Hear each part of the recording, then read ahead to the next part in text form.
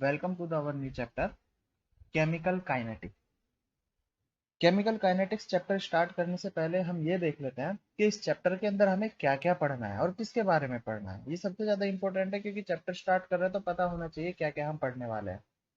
तो यहाँ पर नाम से ही हमें पता लग रहा है, चैप्टर का नाम है केमिकल काइनेटिक्स।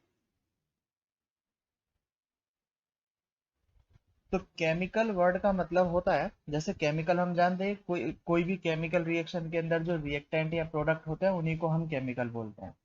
और काइनेटिक्स वर्ड का मतलब होता है मूवमेंट। तो केमिकल का मूवमेंट हमें यहाँ पर पढ़ना है। अब केमिकल के मूवमेंट से क्या मतलब है, जैसे कोई भी केमिकल रिएक्शन है, जैसे मैंने मान लिया A प्लस बी से बन रहा है हमारे पास C प्लस डी। तो A प्लस बी से जब C प्लस डी बनेगा तो ये केमिकल रिएक्शन किस स्पीड से मूव हो रही होगी। जैसे अगर मैं किसी भी फिजिकल ऑब्जेक्ट के बारे में बात करूं, फिजिकल ऑब्जेक्ट अगर मूव करता है तो हम देखते हैं कि वो यूनिट टाइम में कितना मूव किया है, मतलब हम उसकी स्पीड की बात करते हैं। ठीक है, इसी तरीके से केमिकल रिएक्शन में हमें पढ़ना है कि कोई भी केमिकल यूनिट टाइम में, केमिकल रिएक्शन यूनिट टाइम में कितना मूव किया, जिसे हम स्पीड ना बोल के क्या बोलेंगे, रेट बोलेंगे। फिजिक्स में बोला जाता है स्पीड, अगर कोई फिजिकल ऑब्जेक्ट टाइम के रेस्पेक्ट में मूव करता है। और अगर कोई केमिकल टाइम के रेस्पेक्ट में मूवमेंट करता है तो उसे हम क्या बोलते हैं, उसे हम बोलते हैं रेट। तो कुल मिला के बात यह है कि हमें इस चैप्टर के अंदर पढ़ना है एक तो रेट, और ऐसे कौन कौन से फैक्टर्स हैं जो इस रेट को इफेक्ट करेंगे। ठीक है, तो ये हुआ केमिकल काइनेटिक्स के बारे में। अब ऐसा तो नहीं है जैसे फिजिकल ऑब्जेक्ट मूव करता है तो अगर हम फिजिकल ऑब्जेक्ट को किसी पोजीशन ए पर रख देते हैं, मान लो अगर मैं यहाँ पर रख देता हूँ उसे ए पोजीशन पर, तो फिजिकल ऑब्जेक्ट बी पोजीशन पर पहुंच जाता है, मूव करके चल के पहुंच जाएगा। ठीक है, लेकिन केमिकल रिएक्शन में ऐसा थोड़ी है, केमिकल को मैं कहीं यहाँ रख दूंगा तो वो केमिकल चल के बी पोजीशन पर पहुंच जाएगा। तो यहाँ पर मूवमेंट से मतलब क्या है, यहाँ पर मूवमेंट से मतलब है, जैसे हमारे पास कोई भी हम लैब के अंदर केमिकल रिएक्शन कराते हैं, तो केमिकल रिएक्शन में क्या होता है, हमारे पास अलग अलग टाइप के रिएक्टेंट होते हैं। जैसे हमारे पास एक रिएक्टेंट ये है R1 और दूसरा रिएक्टेंट ये है R2। जब मैं इन दोनों को मिक्स करूंगा तो मिक्स करने के बाद ये मिलके क्या बना रहे हैं, ये बना रहे हैं प्रोडक्ट P1। मतलब R1 प्लस R2 मिलके बना रहे हैं हमारे पास P1। ठीक है, तो इसकी कंसंट्रेशन R1 की रही होगी कुछ ना कुछ M1, इसकी कंसंट्रेशन रही होगी कुछ ना कुछ M2, और इसकी कंसंट्रेशन हो गई होगी M3। मतलब स्टार्टिंग में कंसंट्रेशन M1 और M2 मिले और फाइनल प्रोडक्ट जब बना तो इसकी कंसंट्रेशन M3 यहाँ पर बना दिया। तो यहाँ पर केमिकल का फिजिकली मूव नहीं हुआ है, यहाँ पर क्या हुआ है, यहाँ पर इनकी कंसंट्रेशन में चेंज हुआ है। तो जैसे हम फिजिक्स में पढ़ते हैं change in position with respect to time is called speed, तो यहाँ हम क्या बोलेंगे, change in concentration with respect to time is called rate. ठीक है, तो इस चैप्टर के अंदर, केमिकल काइनेटिक्स चैप्टर के अंदर हमें केमिकल रिएक्शंस की रेट पढ़ना है। मतलब केमिकल रिएक्शन में अपनी कंसंट्रेशन, प्रोडक्ट और रिएक्टेंट किस तरीके से चेंज करते हैं उसके बारे में पढ़ना है। तो चलिए चैप्टर शुरू करते हैं अब। तो यहाँ देखो हम डेफिनेशन से स्टार्ट कर रहे हैं, केमिकल काइनेटिक। डेफिनेशन जैसे अभी मैंने समझाया, डेफिनेशन में क्या होगा हमारे पास, the branch of science which deals with the rate of reaction और factors affecting the rate of reaction called chemical kinetics. अब रेट ऑफ रिएक्शन और factors affecting rate of reaction क्या है, यही चैप्टर के अंदर हमें पढ़ना है। तो जब इसे डिटेल में स्टार्ट करेंगे तो आराम से पता लग जाएगा। रेट का मतलब मैंने वैसे तुम्हें बता ही दिया है, रेट का मतलब हम बोल सकते हैं स्पीड के जैसा बोल सकते हैं कि कोई भी केमिकल रिएक्शन कितना स्पीड से मूव हो रही है उसी को हम रेट बोल सकते हैं। ठीक है, types of chemical reaction according to the rate. Rate के अकॉर्डिंग केमिकल रिएक्शन के कौन कौन से टाइप हो सकते हैं। तो तीन टाइप की केमिकल रिएक्शन होती है यहाँ पर, fast reaction, medium reaction, slow reaction. According to rate हमने इसको क्लासिफाई किया है। अब ये क्या क्या हो सकती हैं, देखो उनके बारे में हम बात कर लेते हैं। तो सबसे पहले हम बात करते हैं फास्ट रिएक्शन के बारे में।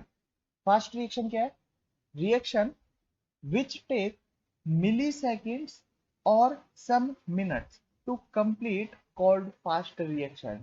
मतलब वो केमिकल रिएक्शन जो कंप्लीट होने में या तो सिर्फ कुछ मिली सेकेंड्स या 5 या 10 मिनट का टाइम ले, उसे हम क्या बोल देते हैं, उसे हम फास्ट रिएक्शन बोल देते हैं। जैसे हम लैब के अंदर एक्सपेरिमेंट करते हैं तो लैब में क्या होता है, हम ड्रॉप बाय ड्रॉप या तो टाइट्रेशन करते हैं, या जो भी हम करते हैं एक केमिकल के अंदर दूसरा केमिकल मिलाते हैं।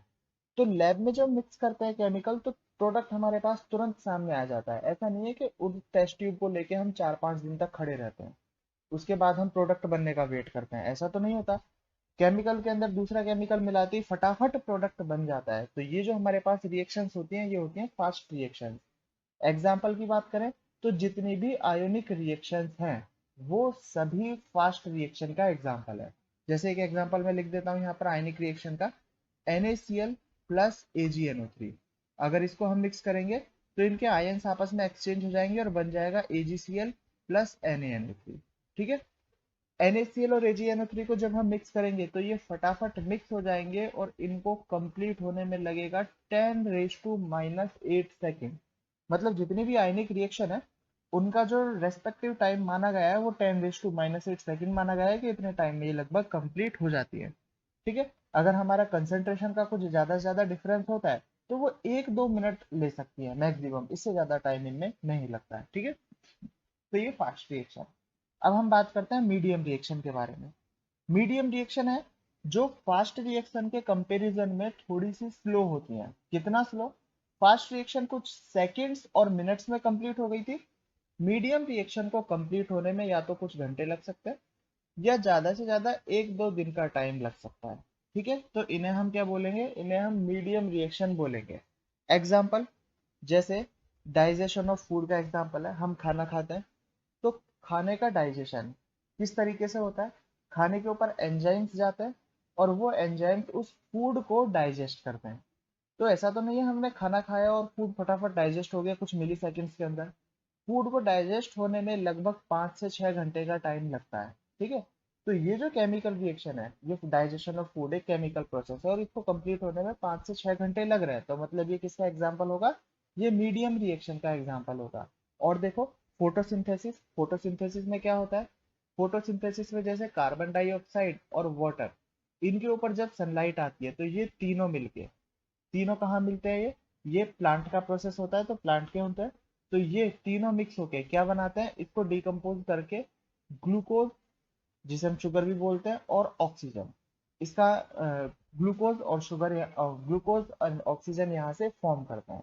तो ये फोटोसिंथेसिस का एग्जांपल है। इसको भी कंप्लीट होने में 7 से 8 घंटे का टाइम लगता है। Conversion of milk to curd, milk to curd को कंप्लीट होने में भी 8 से 10 घंटे का टाइम लगता है। ठीक है, कन्वर्जन में। तो ये किसके एग्जांपल? ये मीडियम रिएक्शन के हमारे पास एग्जांपल है। थर्ड वन है स्लो रिएक्शन। स्लो रिएक्शन हम उस रिएक्शन को बोलते हैं जिसे कंप्लीट होने में या तो कुछ दिन लगे, कुछ महीने लगे, कुछ साल लग सकते हैं, कुछ डिकेड्स भी लग सकते हैं और सेंचुरीज भी लग सकती है। इस रिएक्शन को कंप्लीट होने में कितना भी टाइम लग सकता है, यहाँ पर इसे डिफाइन नहीं किया गया है। ठीक है। लगभग कितना टाइम जाएगा मैक्सिमम नहीं पता। 10,000 साल, 20,000 साल, इतने भी टाइम केमिकल रिएक्शन को कंप्लीट होने में लग जाते हैं। ठीक है। अब ऐसी कौन कौन सी केमिकल रिएक्शन है जिनको इतना टाइम लगता है होने में? जैसे रस्टिंग ऑफ आयरन की बात करें तो रस्टिंग ऑफ आयरन को, आयरन में अगर रस्ट लगने की बात करें तो उसे होने में लगभग 8 से 10 दिन का टाइम लग सकता है या 5-6 दिन का टाइम लग सकता है। वो एटमोसफेयर के ऊपर डिपेंड करता है कि एटमोसफेयर किस टाइप का है, उसके अंदर कितना ज्यादा मॉइस्चर है। मॉइस्चर जितना ज्यादा होता है आयरन के ऊपर रस्ट उतना ही जल्दी लगता है। ठीक है। तो हम मान के चलते हैं ऑन एन एवरेज 6-7 दिन का टाइम लगता है। तो ये स्लो रिएक्शन का एग्जाम्पल है। ऐसा नहीं है कि जैसे ही हम आयरन को लेके आए, पानी में डिप किया और हमने एयर में रख दिया तो तुरंत हमें रस्ट लगा हुआ दिख जाएगा। अगर इतनी जल्दी दिख जाता तो हम उसे फास्ट रिएक्शन बोल देते। लेकिन हमें कभी भी रस्ट लगता हुआ नहीं दिखेगा, या तो हमें आयरन क्लीन दिखेगा या हमें रस्ट लगा हुआ दिखेगा। ठीक है। तो ये किसके एग्जाम्पल है हमारे पास? ये रस्टिंग ऑफ आयरन का एग्जाम्पल है, फ्लो रिएक्शन का एग्जाम्पल है। ठीक है। दूसरा conversion of diamond to graphite. थोड़ा सा अजीब सा लगेगा सुनने में कि डायमंड टू ग्रेफाइट, मतलब डायमंड धीरे धीरे ग्रेफाइट में कन्वर्ट होता रहता है। बिल्कुल सही है, डायमंड धीरे धीरे ग्रेफाइट में कन्वर्ट होता रहता है। क्योंकि अगर डायमंड के फॉर्मेशन की हम बात करें तो डायमंड कैसे फॉर्म होता है? जितने भी फॉसिल फ्यूल्स होते हैं और ये प्लांट्स वगैरह है, ये जब जमीन में नीचे चले जाते हैं अर्थ क्रस्ट के पास में, तो क्या होता है? बहुत ज्यादा टेम्परेचर और बहुत ज्यादा प्रेशर की वजह से इनके एटम पास पास आ जाते हैं। जितने भी कार्बन एटम्स होते हैं वो बिल्कुल पास आ जाते हैं और इतने पास आ जाते हैं कि एक कार्बन दूसरे कार्बन से कंटिन्यू इस तरीके से जुड़ता जाएगा। कार्बन की वैलेंसी कितनी होती है? 4। तो कार्बन दूसरे कार्बन से 4 वैलेंसी से इस तरीके से जुड़ता जाएगा। इसी तरीके से आगे कार्बन भी कार्बन से ही जुड़ेंगे, जितने भी कार्बन है। ठीक है। और ये आगे अपनी 4-4 वैलेंसी। तो देखो यहाँ पर इस तरीके से यहाँ पर स्ट्रक्चर भी बताया गया है डायमंड है, और इसकी स्ट्रक्चर कैसी होती है, कुछ इस तरीके से, सभी कार्बन दूसरे कार्बन से जुड़े हुए हैं। अगर हम ग्रेफाइट की बात करें तो ग्रेफाइट क्या होता है, ग्रेफाइट की स्ट्रक्चर होती है इस तरीके से, ये हेक्सागन होता है और ये लेयर्ड फॉर्म में होता है, ये हेक्सागन कंटिन्यूस तरीके से आगे हेक्सागन बनते जाएंगे,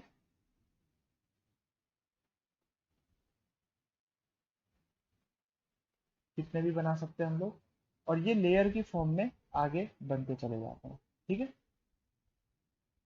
तो ये ग्रेफाइट की स्ट्रक्चर है। ग्रेफाइट की स्ट्रक्चर में देखोगे तो ये एक ही लेयर है। इसी तरीके से अगर हम इसकी बात करें तो एक लेयर इसके नीचे भी बनी होती है, ये देखो, ये इसके नीचे भी एक लेयर बनी हुई है। ठीक है, तो ये लेयर्ड स्ट्रक्चर होती है, जैसे एक लेयर हमारे पास ये रही, ये हमारे पास दूसरी लेयर हो जाएगी, ये दूसरी लेयर ये होगी, इसी तरीके से नीचे भी तीसरी चौथी कंटिन्यू लेयर वाइज ये स्ट्रक्चर होती है। लेकिन इसमें देखोगे तो एक कार्बन, ये जैसे ये कार्बन एटम है, सिर्फ 3 ही कार्बन से जुड़ा हुआ है। कार्बन की वैलेंसी कितनी दिखाई दे रही है यहाँ पर, 3, और चौथी वैलेंसी कार्बन की फ्री होती है। तो ऐसा क्यों हुआ, डायमंड के फॉर्मेशन में मैंने बताया कि फॉसिल फ्यूल जब बहुत ज्यादा हाई टेम्परेचर और प्रेशर पर होते हैं तो इनके कार्बन एटम पास में आ जाते हैं और एक दूसरे से जुड़ जाते हैं, तो सभी कार्बन कार्बन से जुड़े हुए हैं। लेकिन जब डायमंड ऊपर आ जाता है, ऊपर मतलब अर्थ की सरफेस पर आया, अब प्रेशर है 1 एटीएम ओनली, एटमॉस्फेरिक प्रेशर है। तो यहाँ पर जब प्रेशर कम हुआ तो प्रेशर कम होने की वजह से पॉसिबिलिटी होती है, ये जरूरी नहीं होता, पॉसिबिलिटी की बात कर रहा हूँ मैं, पॉसिबिलिटी होती है कि कार्बन कार्बन से थोड़े बहुत रिपल्सन फोर्स से दूर जाते जाएं। मतलब अगर कार्बन कार्बन एटम एक दूसरे को धक्का देगा तो हो सकता है कि इनमें बॉन्ड ब्रेकिंग की पॉसिबिलिटीज हो जाए, और जब बॉन्ड ब्रेक होंगे तो इसका मतलब कार्बन जो 4 कार्बन से जुड़ा हुआ था वो 3 कार्बन से जुड़ा हुआ है। ठीक है, और अगर वो 3 कार्बन से जुड़ा हुआ है मतलब वो थोड़ा सा लूज हुआ, और लूज होने का मतलब वो किस में कन्वर्ट हुआ, वो ग्रेफाइट में कन्वर्ट हुआ। तो डायमंड धीरे धीरे ग्रेफाइट में कन्वर्ट हो जाता है। लेकिन ये जो प्रोसेस है ये बहुत स्लो प्रोसेस है। ऐसा नहीं है कि आज हम डायमंड मार्केट से खरीद के लाए और कल सो के सुबह उठे तो हमारे पता चला कि हमारा डायमंड ग्रेफाइट में कन्वर्ट हो गया। ये मीडियम रिएक्शन का एग्जाम्पल नहीं है, ये स्लो रिएक्शन का एग्जाम्पल है। और ऐसा होने में जो अप्रोक्स टाइम बताया गया है वो बताया गया है 5,000 साल, 6,000 साल, 7,000 साल, या 40,000 साल तक का भी टाइम बताया गया है। तो ये इतना स्लो रिएक्शन का एग्जांपल है कि हमें पता भी नहीं लगता कि डायमंड धीरे धीरे ग्रेफाइट में कन्वर्ट हो रहा है। ठीक है, तो ये एग्जांपल्स थे हमारे पास टाइप्स ऑफ केमिकल रिएक्शन के अकॉर्डिंग टू रेट। मतलब अगर हम रेट के स्पीड से देखें, रेट के हिसाब से देखें तो केमिकल रिएक्शन 3 टाइप की होती है, फास्ट, मीडियम, स्लो। फास्ट मतलब जो बहुत ज्यादा फास्ट चलती है, कुछ सेकंड्स में कंप्लीट हो जाती है। स्लो मतलब जो इतनी स्लो चलती है कि पता ही नहीं लगता, बहुत सारे साल लग जाते हैं उनको कंप्लीट होने में। और मीडियम मतलब जो 1-2 दिन इतने टाइम में कंप्लीट हो जाती है, उसे हम क्या बोलते हैं, इसे हम बोलते हैं मीडियम रिएक्शन। ठीक है, अब हम बात करते हैं रेट ऑफ रिएक्शन के बारे में। रेट ऑफ रिएक्शन, यहाँ से हमारा चैप्टर धीरे धीरे स्टार्ट होने लगता है। रेट ऑफ रिएक्शन की हम बात करें तो इसे मैं कंपैरिजन करता हूँ किसी भी फिजिकल ऑब्जेक्ट के मूवमेंट से, और इसे मैं कंपेयर करके पढ़ाता हूँ स्पीड से। ठीक है, जैसे मान लो हमारे पास कोई भी ऑब्जेक्ट है, कोई भी गाड़ी है, कार है, जैसे हमारे पास वो अभी पॉइंट ए पर प्रेजेंट है, और ये कहाँ जाएगी, ये पॉइंट बी पर जाएगी। पॉइंट ए से पॉइंट बी के बीच की जो डिस्टेंस है वो है हमारे पास 60 किलोमीटर। ठीक है, और ये 1 घंटे में कंप्लीट करती है। तो ए से बी तक जाने में स्पीड कितनी हुई, तो स्पीड का फॉर्मूला क्या होता है, हम जानते हैं स्पीड या वेलोसिटी का फॉर्मूला डिस्टेंस। मतलब इसने जो कवर किया, इसने जो अपने में चेंज किया वो with respect to time, distance with respect to time, तो हम बोल सकते हैं कि इसकी स्पीड है 60 किलोमीटर पर आवर। ठीक है, छोटी सी चीज है, बचपन में पढ़ा दी जाती है। अब हम रेट ऑफ रिएक्शन की बात करते हैं। केमिकल रिएक्शन के केस में, केमिकल रिएक्शन के केस में मान लो अगर रिएक्टेंट से प्रोडक्ट बनता है, तो रिएक्टेंट से प्रोडक्ट बनने में यहाँ तो केमिकल रिएक्शन मूव तो करेगा नहीं, मूवमेंट किसका होता है इसमें, कंसंट्रेशन का। मान लो रिएक्टेंट की पहले कंसंट्रेशन थी 10, कुछ टाइम बाद वो चेंज होकर रह गई 5, तो चेंज क्या हुआ यहाँ पर, कंसंट्रेशन चेंज हुआ। तो अब डेफिनेशन देखो, the change in concentration, change in concentration of reactant of product, with respect to time is called rate of reaction. Simple सी चीज है। यहाँ स्पीड का फॉर्मूला क्या था, डिस्टेंस अपॉन टाइम। यहाँ रेट का फॉर्मूला क्या है, change in concentration upon time, जितना टाइम लिया। तो rate is equal to, rate को डिनोट किया जाएगा कैपिटल आर से, change in concentration upon time taken. ठीक है।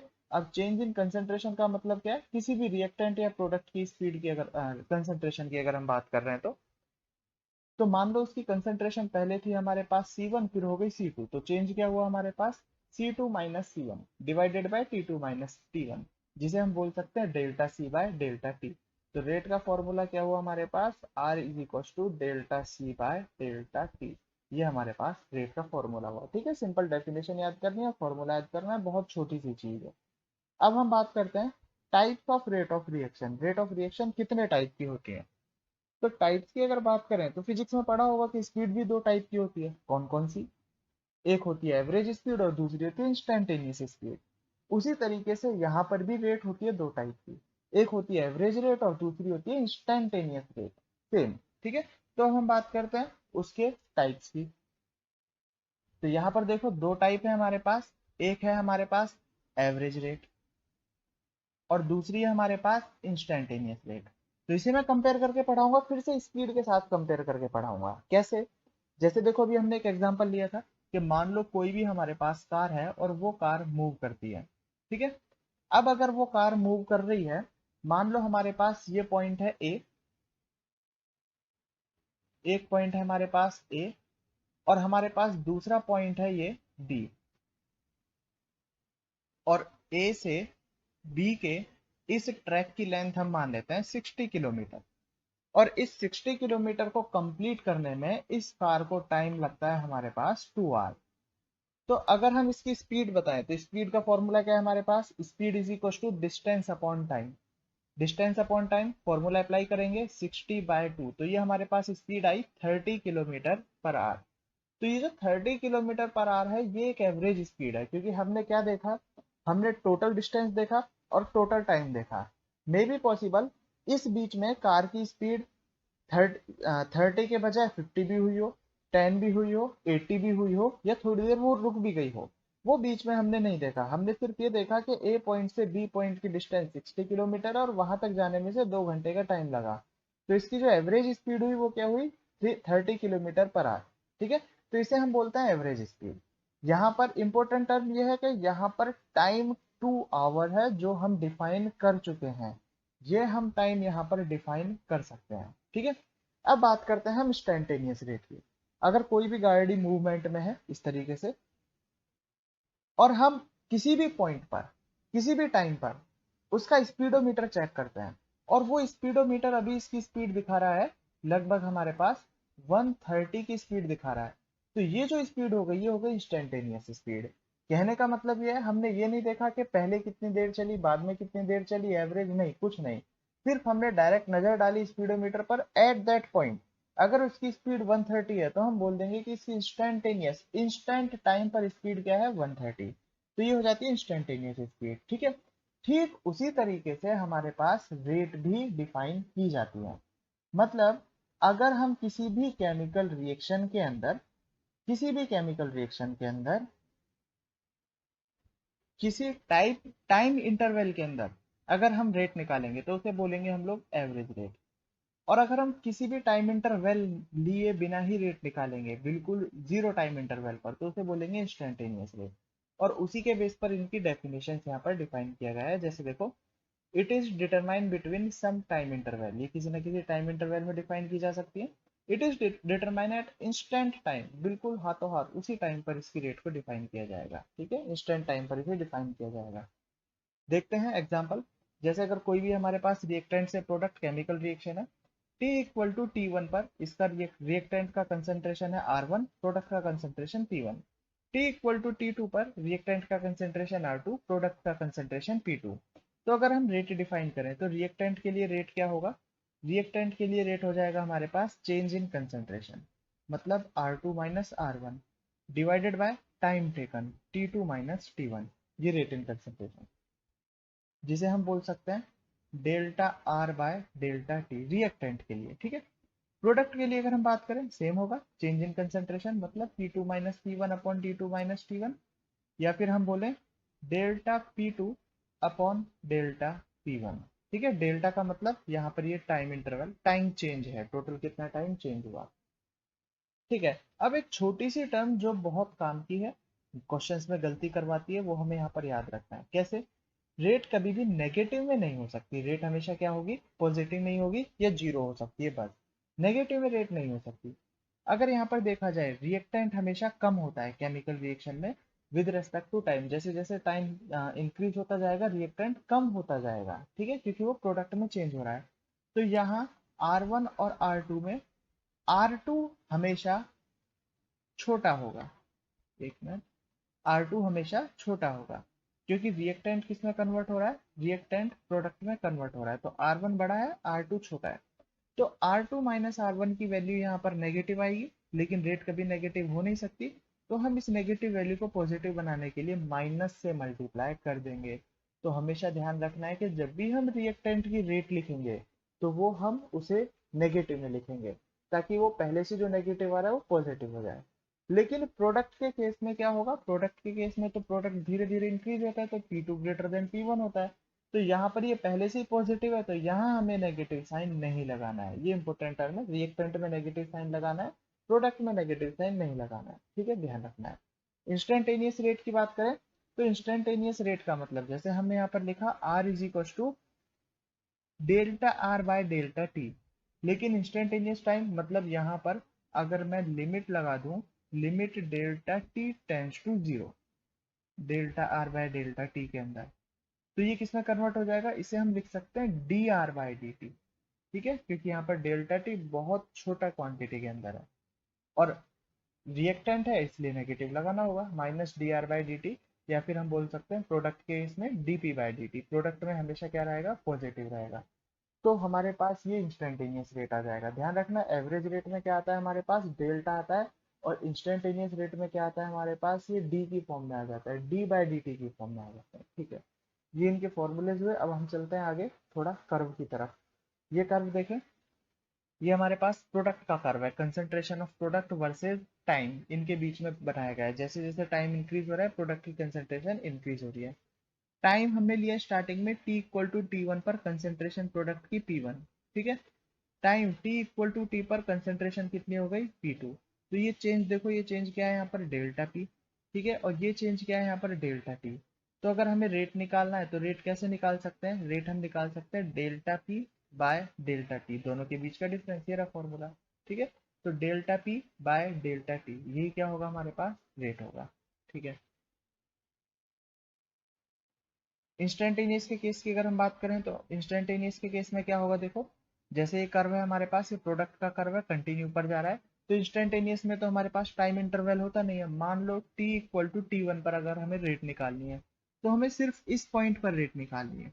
अब अगर मुझे सिर्फ इस पॉइंट पर रेट निकालनी है, तो यहाँ तो चेंज था, उस चेंज को मैंने डिवाइड कर लिया तो रेट निकल आया। यहाँ कैसे निकालेंगे, हम इस पॉइंट के ऊपर एक स्लोप ड्रॉ करेंगे, हाँ सॉरी, हम इस पॉइंट के ऊपर एक टेंजेंट ड्रॉ करेंगे, और इस टेंजेंट का जो स्लोप होगा वही इसकी रेट होगी। ठीक है, तो इसका टेंजेंट का स्लोप हम कैसे निकाल सकते हैं, जैसे हमने लाइन ड्रॉ किया तो इस तरीके से हम लाइन ड्रॉ करेंगे, डेल्टा पी और डेल्टा टी हमारे पास आ सकता है। या फिर अगर हमें एंगल दिया गया तो इसका जो स्लोप होगा, स्लोप इज इक्वल टू क्या होगा हमारे पास, हम जानते हैं टेन थीटा स्लोप होता है किसी भी टेंजेंट के स्लोप, और टेन थीटा किसके इक्वल होगा यहाँ पर, D P by D T के इक्वल होगा, मतलब ये इसी की रेट के इक्वल होगा। तो इंस्टेंटेनियस रेट कैसे निकालते हैं, उस पॉइंट पर टेंजेंट ड्रॉ करके उसका स्लोप निकाल लेंगे, वही उसकी रेट होगी। नेक्स्ट है हमारे पास यूनिट ऑफ रेट।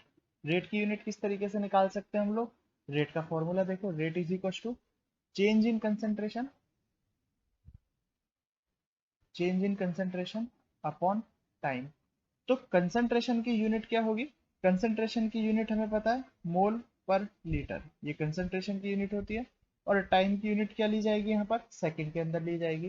तो टोटल हमारे पास जो यूनिट आई वो आई मोल पर लीटर सेकंड इनवर्स, ये हमारे पास रेट की यूनिट हो जाएगी। ठीक है, तो ये था आज का चैप्टर हमारे पास, सिर्फ रेट को डिफाइन किया। नेक्स्ट लेक्चर से अब हम लोग इस रेट के बारे में थोड़ा और डिटेल में जाएंगे, और इस रेट को कौन कौन से फैक्टर इफेक्ट करते हैं वो हमारे पास धीरे धीरे आने